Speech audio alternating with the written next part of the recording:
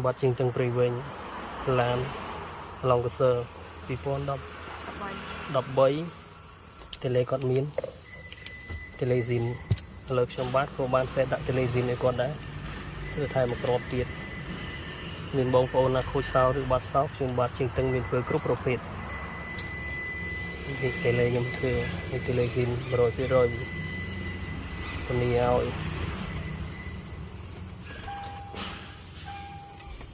Smart X ស្គាល់អស់ហើយមានបងប្អូនណាបាត់សោឬខូចសោឆ្លង tele ខ្ញុំបាទមានធ្វើគ្រប់ប្រភេទលេខទូរស័ព្ទ 097792 26440 អរគុណដែលបានជួយមើលកុំភ្លេច share ឲ្យផង